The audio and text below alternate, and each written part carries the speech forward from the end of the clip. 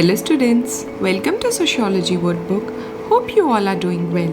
So in today's class, we will be exploring concepts like sex and gender, gender identity and expression, sexual orientation and its types, and the meaning of the term queer.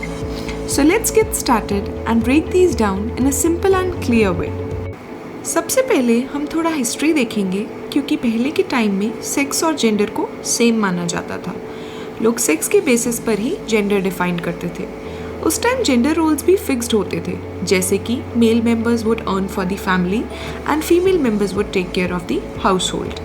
फिर 20th century में जब feminism और gender studies जैसे concepts आए तो they propose that gender is not something biological, rather it is created by society.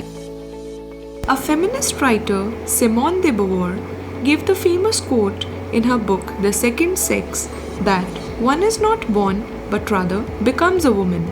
By this, she means woman by birth woman नहीं होती, बल्कि उसका society उसको woman बनना सिखाता है.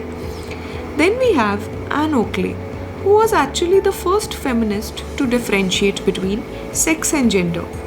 And another important thinker we came across is Judith Butler, an American feminist philosopher, जिन्होंने कहा कि gender isn't something we are born with.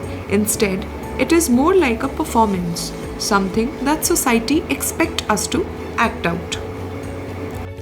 And अगर आप present time की बात करें तो now gender is no longer limited to just man and woman.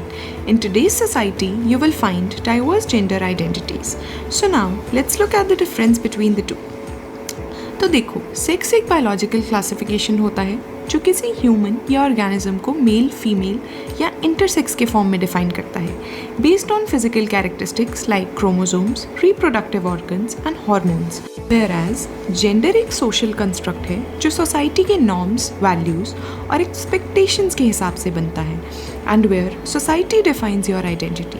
जैसे society will mention someone as female if they see that they are acting feminine, such as dressing up in a skirt or kurti or keeping long hair, etc. Gender एक identity है जो socialisation के process के through shape होती है. Now that we have discussed gender, you can go through the different types of gender from the next 2 slides for your knowledge. Moving on to the concepts of gender identity and gender expression. Gender identity is something where we get to see कि एक person अपने आप को किस gender से identify करता है. For example, एक मेल है जो खुद को फीमेल की तरह आइडेंटिफाई करता है तो उसका जेंडर आइडेंटिटी फीमेल होगा. बट अगर हम उसके जेंडर की बात करें तो he will be called transgender women.